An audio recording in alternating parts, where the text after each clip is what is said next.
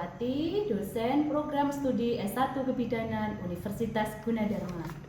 Pada hari ini saya akan mengajarkan mata kuliah Asuhan Kebidanan pada Nifas dengan bobot mata kuliah adalah 3 SKS. Sebelum perkuliahan dimulai, saya akan menjelaskan terlebih dahulu tentang deskriptif singkat mata kuliah yang akan diajarkan, capaian yang diharapkan, dan metode pembelajaran. Kuliah ini memberikan pembelajaran membentuk karakter sebagai bidan yang terampil, profesional, dan bertanggung jawab dalam memberikan asuhan kebidanan pada ibu setelah melahirkan. Setelah mengikuti mata kuliah asuhan kebidanan pada Nifas, mahasiswa mampu memberikan pada ibu Nifas dalam proses adaptasi, perubahan fisik dan psikologis dalam pelayanan kebidanan yang berbasis teknologi, informasi, dan komunikasi. Untuk mencapai kompetensi asuhan kebidanan pada Nifas, pada pertemuan ini, maka mahasiswa diberikan pembelajaran tentang proses psikologis ibu Nifas. Materi yang diajarkan adalah fase adaptasi setelah melahirkan dan postpartum blues. Metode pengajaran yang saya berikan dengan DIA, di mana delivery adalah bagaimana saya menyampaikan materi kepada mahasiswa terkait mata kuliah yang diajarkan. Teknik yang saya lakukan yaitu memberikan referensi textbook asuhan kebidanan pada Nifas, melakukan pembahasan case study dan pilot project setiap minggu secara berkelompok untuk memberikan pengalaman belajar otentik dengan melihat langsung mengenai asuhan kebidanan pada Nifas. Metode yang kedua adalah berinteraksi dengan mahasiswa, berkomunikasi untuk menstimulus agar mahasiswa aktif selama perkuliahan dengan menyampaikan isu-isu terkait mata kuliah yang diajarkan. Perkuliahan dilaksanakan secara tatap muka, via Zoom, grup WhatsApp, dan Vikles Universitas Gunadarma untuk berdiskusi dengan mahasiswa. Evaluasi hasil pembelajaran terdiri dari nilai ITS, yaitu 20%, tugas 30%, kehadiran, sikap, dan keaktifan 20%, serta UAS 30%. Evaluasi tugas menggunakan rubrik penilaian penugasan, laporan, makalah, dan presentasi oral yang ada di RPS. Berikut pertemuan pembelajaran yang saya lakukan kepada mahasiswa via Zoom. Assalamualaikum warahmatullahi wabarakatuh. Waalaikumsalam warahmatullahi wabarakatuh. Selamat pagi semua, salam sejahtera. Ada yang tidak hadir hari ini? Hadir semua ya? Alhamdulillah. Baik, sebelum pembelajaran hari ini dimulai, saya ingin menanyakan terkait dengan mata kuliah yang kemarin Ibu ajarkan. Kira-kira apa yang Ibu ajarkan kemarin ya? Masih ingat? Saya, Bu. Oh, silahkan, Mbak Reka. Yang pertama itu ada bonding attachment, tentang kedekatan antara ibu dan bayi, lalu ada respon ayah dan keluarga dalam menyambut bayi baru lahir. Yang ketiga ada sibling reveal tentang kesiapan orang tua dan anak pertama dalam menyambut kehadiran anak kedua. Bagus sekali ya, jawabannya tepat sekali sesuai dengan apa yang saya ajarkan kemarin, yaitu terkait dengan respon orang tua terhadap bayi baru lahir. Baik, sebelum masuk ke materi hari ini, saya akan memperlihatkan RPS hari ini ya, yang akan saya ajarkan. Ya, pada RPS hari ini yaitu terkait dengan mata kuliah yang saya ajarkan yang sudah tercantum di RPS asuhan kebidanan pada Nifas, yaitu di mana pencapaiannya adalah mahasiswa mampu menguraikan tentang adaptasi psikologis ibu Nifas, di mana untuk pertemuannya yaitu pada minggu ke 6, 6, 7. Ya, oke. Ya, saya izin share screen terkait dengan materi yang Ibu ajarkan hari ini. Oke. Nah, sesuai dengan RPS ya, pertemuan hari ini yaitu tentang adaptasi psikologis Ibu Nifas. Untuk proses pembelajaran hari ini yaitu pemutaran video, menyampaikan materi, kemudian memberikan kuis, dan yang terakhir adalah evaluasi dan pemberian tugas. Ini sudah terlihat PPT saya? Sudah, Bu. Baik. Oke, saya bisa lanjutkan. Nah, sebelumnya saya akan menyampaikan tujuan pembelajaran hari ini, yaitu di mana mahasiswa mampu menjelaskan fase adaptasi psikologis Ibu Nifas. Yang kedua, mahasiswa mampu mengidentifikasi penyebab postpartum blues. Yang ketiga, mahasiswa mampu mengidentifikasi tanda-tanda postpartum blues. Yang keempat, mahasiswa mampu mengimplementasikan dukungan bidan dalam penyesuaian adaptasi psikologis Ibu Nifas. Nah, ini video pembelajaran yang akan Ibu putarkan. Mohon untuk fokus memperhatikan video yang saya putarkan karena nanti akan saya tanyakan hasil dari video yang saya sampaikan hari ini. I didn't know much about postpartum depression prior to giving birth. It just wasn't something that was discussed. I definitely didn't want anyone to know, and I don't think I even talked to my family much about it. I think my mother only found out recently that I had even gone through, real postpartum. Postpartum depression is a mood disorder that can affect women shortly before or soon after childbirth. Any woman, regardless of her race, age, social, economic, or educational background, can be impacted by this condition.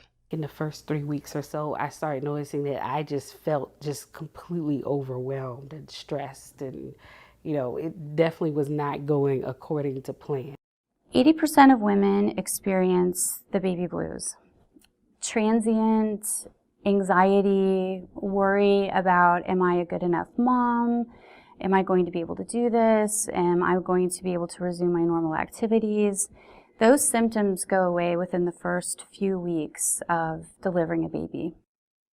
Postpartum depression may seem like it starts out that way, but the ruminations, the obsessions, checking locks sometimes, going to the crib and making sure the baby is safe all the time, not being able to sleep, feeling disconnected from her baby or her husband or her family, becomes very problematic. She's unable to function, and those symptoms become daily and intrusive and are present within a month of delivering a baby.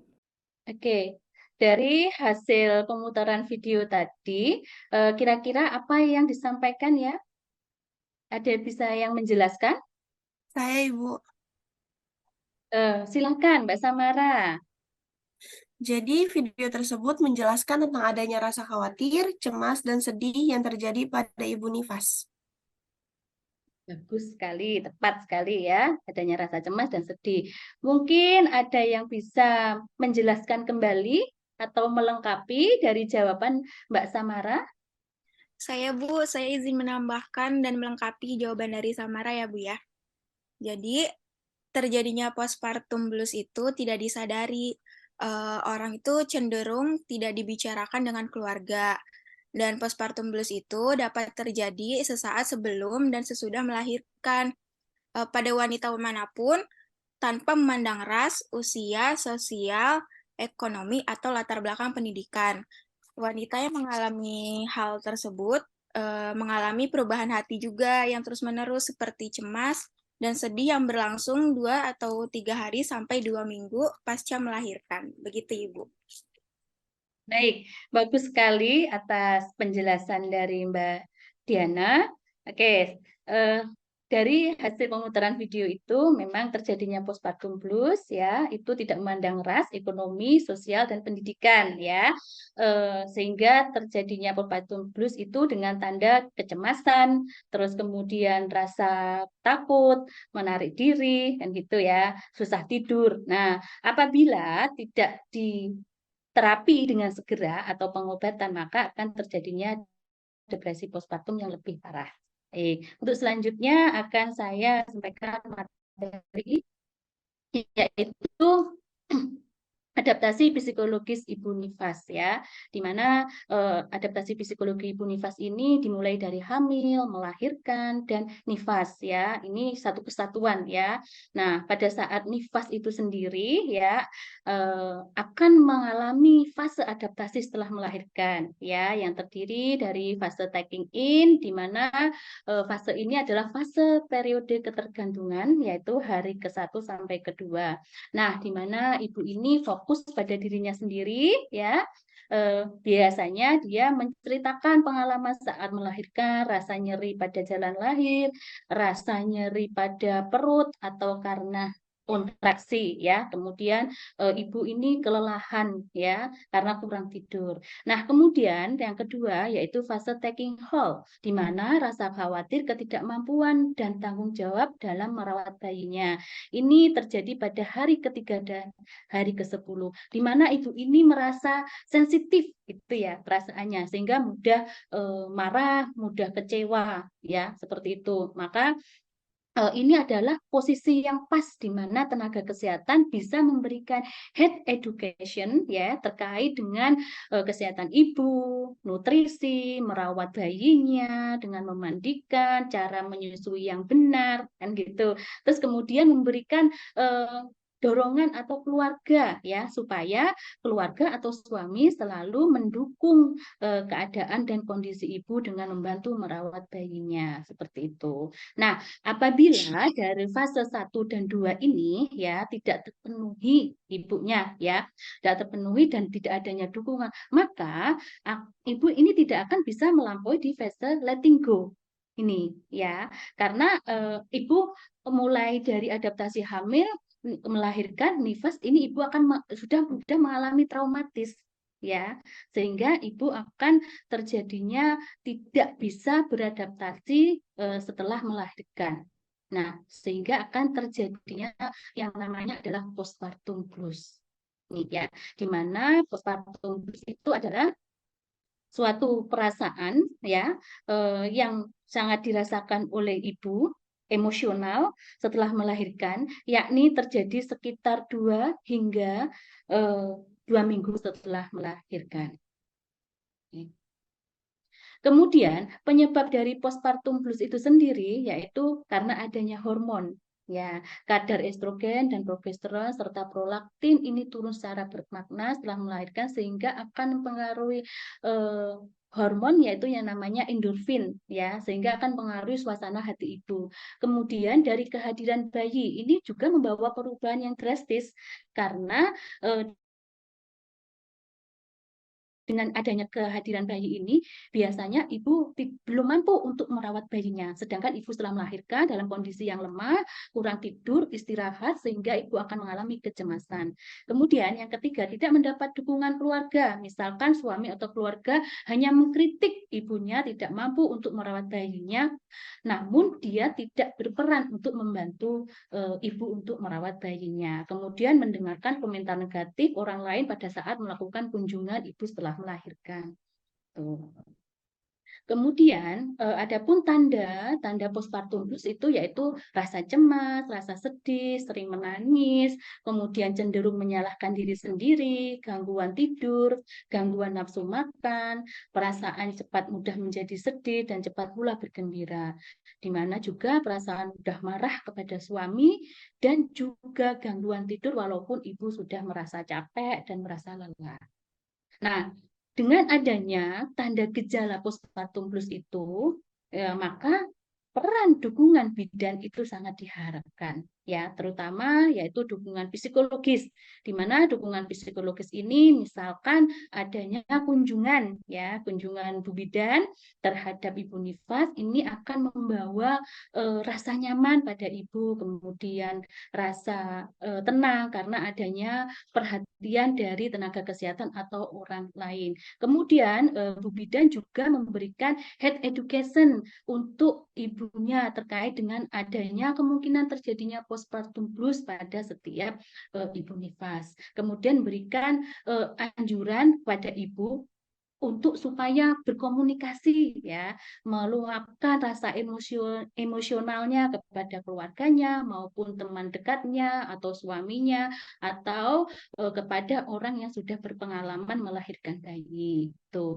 Kemudian dukungan fisik, di mana dukungan fisik ini misalkan Bu Bidan ini mengajari ibu cara merawat bayinya, misalkan bisa mengajari memandikan bayi, kemudian merawat tali pusat, cara menyusui yang benar, gitu. Kemudian dukungan fisik yang lainnya yaitu Ibu Bidan juga mengajari keluarga yang lainnya atau suami untuk melakukan pijatan refleksi pada ibu. Nah, terutama ini adalah mengajarkan refleks oksitosin atau pemijatan namanya oksitosin, ya.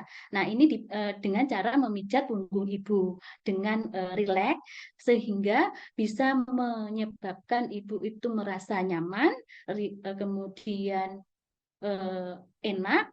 Terus dan juga efek dari pemijatan oksitosin ini juga mengeluarkan hormon yang namanya oksitosin ini yang fungsinya adalah untuk meningkatkan produksi ASI seperti itu. Dan juga kemudian ini adalah dukungan deteksi dini postpartum blues berbasis teknologi informasi dan komunikasi. Nah, ini Bu Bidan bisa memberikan health education, yaitu tentang pendidikan terkait dengan postpartum blues melalui video pembelajaran, kan gitu. Dan juga untuk pencegahan dan pendeteksian lain menggunakan website, ya, atau menggunakan aplikasi berbasis Android. Nah, ini untuk pencegahan supaya tidak terjadinya postpartum blues yang lebih lanjut seperti itu.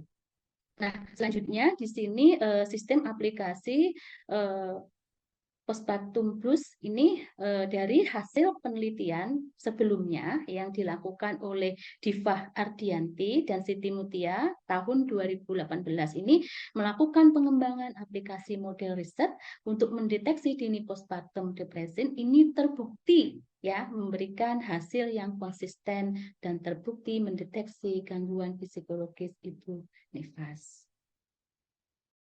Penelitian yang dilakukan oleh Mas Kunah dari mahasiswa S1 Kebidanan Universitas Gunadarma dan Fadli dari mahasiswa program studi S1 Teknik Informatika Universitas Gunadarma tentang analisis faktor penyebab terjadinya postpartum blues pada ibu nifas dengan menggunakan screening aplikasi Handbook Postnatal Depression Scale atau EPDS berbasis website tahun 2023. Hasilnya adalah ada hubungan yang bermakna antara paritas p-value 0,016, metode persalinan p-value 0,037, pendidikan p-value 0,017 dengan kejadian postpartum blues. Oke, nah ini ibu yang mengalami postpartum blues, ya, apabila tidak segera ditangani, ya, maka akan mengakibatkan terjadinya komplikasi. Ya, komplikasinya yang itu namanya depresi postpartum. Ya, ini terjadi sekitar 10-15% dari ibu. Nah, ini tanda-tandanya yaitu ibu merasa cemas yang berlebihan, kemudian menangis secara histeris, kemudian menarik diri, tidak mau berkomunikasi kepada orang lain, bahkan dia bisa melukai pada dirinya sendiri dan ibunya. Tuh. Makanya diperlukan tenaga kesehatan ini, ya, untuk segera bisa melakukan health education atau deteksi dini mulai dari kehamilan sampai persalinan. Oke, ada yang ditanyakan dari penjelasan itu tadi sebelum saya memberikan kuis? Nggak ada yang bertanya ya? Oke, berarti saya anggap semuanya bisa ya. Oke, ini Ibu akan memberikan kuis ya. Oke, memberikan kuis yang nantinya siapa yang bisa menjawab, Ibu akan memberikan nilai poin pada keaktifan. Ya. Oke, ada yang bisa menjawab? Silahkan. Saya, Ibu. Iya. Dengan Mbak? Najwa, Bu. Oke, Mbak Najwa. Silahkan, Mbak Najwa. Fase adaptasi ibu nifas yang sering terjadi pada postpartum blues itu ada 3 fase. Yang pertama ada fase talking in. Pada fase ini tuh periode ketergantungannya pada hari ke-1 sampai ke-2. Ibu itu fokus terhadap dirinya sendiri, menceritakan proses persalinannya, menceritakan rasa nyeri yang dialami seperti mules-mules, nyeri jahitan, dan kurang tidur. Lalu yang kedua ada fase talking hold. Pada fase ini, rasa kekhawatiran, ketidakmampuan, dan tanggung jawab merawat bayi pada hari ke-3 sampai 10. Pada fase ini tuh ibu memiliki peranan sensitif sehingga mudah tersinggung dan mudah marah. Lalu yang terakhir ada fase letting go. Pada fase ini tuh ibu sudah menerima tanggung jawab akan peran barunya. 10 hari setelah melahirkan, ibu sudah bisa menyesuaikan diri dari ketergantungan bayinya. Baik, bagus sekali ya untuk jawabannya. Ya, untuk fase ini yang sering terjadi yaitu masa kritis, yaitu pada fase berapa, Mbak? 1 dan 2 ya.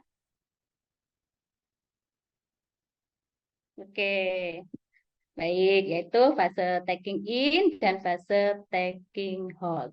Ya, sebelum lanjut ke materi berikutnya, saya akan membacakan pantun untuk memberikan semangat belajar bagi mahasiswa semua. Rambut kusam harus dirawat. Keren. Keren. Saat disisir harusnya diikat. Keren. Keren. Keren.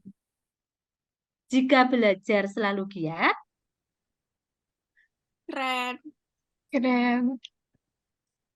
pasti berprestasi. Ya, semangat belajar terus ya. Ya, Bu. Siap, Bu. Nah, selanjutnya yaitu saya akan memberikan evaluasi terkait dengan studi kasus. Ya, saya akan menunjuk satu orang. Ya, silahkan Mbak Amabel. Ini Mbak Amabel tolong untuk dibacakan dan juga menjawab dari pertanyaan. Ya. Baik, Bu. Jadi, seorang perempuan postpartum 1 minggu diantar oleh suaminya ke bidan praktik mandiri karena ia mengalami perubahan mood, cemas, mudah marah, gangguan tidur, dan gangguan nafsu makan. Hasil pemeriksaan TTV dalam batas normal, suhunya 30 derajat, 6 Celcius, perhitungan nadinya 88 kali per menit, RR-nya 24 kali per menit, tekanan darahnya 120 per 80 mm per Hg. Lalu pertanyaannya, apakah masalah yang dialami oleh ibu tersebut? Apakah asuhan kebidanan yang diberikan pada kasus tersebut? Jadi yang pertama itu melakukan kunjungan rumah ibu nifas secara rutin untuk melakukan observasi skala nyeri, ajarkan relaksasi nifas, pemberian obat analgesik yaitu untuk membantu mengurangi rasa nyeri. Lalu yang kedua mengajarkan cara merawat bayi, misalnya memandikan, merawat tali pusat, menggendong, mengajarkan teknik menyusui yang benar. Lalu anjurkan ibu untuk istirahat yang cukup, anjurkan ibu untuk berolahraga ringan, anjurkan ibu untuk berkumpul dengan kelompok ibu-ibu baru. Lalu yang terakhir, menganjurkan suami dan keluarga untuk mendukung dan membantu ibu, misalnya membantu merawat bayi, serta memberikan pijatan pada ibu. Bagus sekali jawaban dari Mbak Amabel terkait dengan asuhan kebidanan yang diberikan pada kasus ibu dengan postpartum blues. Untuk selanjutnya yaitu saya akan memberikan tugas kelompok ya. Ini saya akan membagi 2 kelompok, yaitu kelompok 1 dan kelompok 2, yaitu yang sebuah pilot project ya, yaitu kelompok 1 membuat poster tentang pencegahan postpartum blues, kemudian melakukan pengkajian biodata, riwayat kesehatan dan penyebab ibu yang mengalami postpartum blues. Kemudian kelompok 2 ini adalah bedanya dia membuat kelompok 2-nya membuat video tentang postpartum blues ya, tapi juga tetap melakukan pengkajian biodata, riwayat kesehatan dan penyebab ibu mengalami postpartum blues. Untuk melakukan pengkajiannya yaitu dilakukan di rumah sakit atau puskesmas yang sudah bekerja sama dengan PODI. Nah, harapannya setelah melakukan pengkajian kemudian melakukan analisis data bahwa ibu ini mengalami postpartum blues, harapannya diberikan health education melalui poster dan video yang kelompok buat seperti itu. Nah, ini kan akan memberikan pengalaman yang nyata yang ada di lapangan. Ya. Kemudian rencana tindak lanjut untuk berikutnya, pertemuan minggu depan, yaitu presentasi tugas kelompok yang sudah Ibu berikan tersebut, ya, dikerjakan selama 1 minggu, ya. Nah, untuk berdiskusi mengenai tugas ini bisa kita berdiskusi menggunakan grup WhatsApp atau Vclass yang sudah disediakan. Oke, sebelum saya akhiri pertemuan hari ini, saya mau menunjuk salah satu dari mahasiswa untuk menyimpulkan ya pembelajaran yang sudah Ibu sampaikan. Ya, saya akan menunjuk, yaitu di sini ada Mbak Anindya. Iya, Bu. Ya, silahkan Mbak. Baik. Saya akan menyimpulkan materi hari ini yang telah disampaikan Bu Erik tentang proses adaptasi ibu. Jadi proses adaptasi ibu itu dimulai sejak hamil, persalinan, dan setelah persalinan. Dalam menjalani adaptasi setelah melahirkan, ibu akan mengalami fase yaitu ketergantungan, rasa khawatir akan ketidakmampuan dalam merawat bayi. Nah, dengan fase yang dihadapi ibu itu, beberapa ibu mengalami traumatis karena belum bisa menerima perubahan adaptasi tersebut. Maka ibu akan mengalami gangguan psikologis atau disebut dengan postpartum blues. Nah, postpartum blues itu disertai dengan tanda-tanda seperti ibu merasakan cemas, khawatir, mudah tersinggung, cepat marah, serta gangguan tidur dan nafsu makan berkurang. Itu, Bu. Ya, bagus sekali ya kesimpulan dari Mbak Anindya bahwasanya postpartum blues itu terjadi pada semua ibu ya apabila tidak melampaui dari 3 fase tadi, yaitu fase taking in, taking hold, dan letting go itu ya, maka akan terjadinya postpartum blues. Nah, seperti itu intinya ya. Dan apabila tidak segera ditangani, maka akan terjadi komplikasi yang lebih lanjut, yaitu depresi postpartum. Oke, untuk referensi ya bisa menggunakan buku yang sudah saya berikan di sini di PowerPoint saya, nanti bisa dilihat. Oke, terima kasih waktunya. Pertemuan dari hari ini yang Ibu sampaikan yaitu tentang depresi postpartum blues atau adaptasi psikologi Ibu Nifas. Saya akhiri. Wassalamualaikum warahmatullahi wabarakatuh. Waalaikumsalam warahmatullahi wabarakatuh.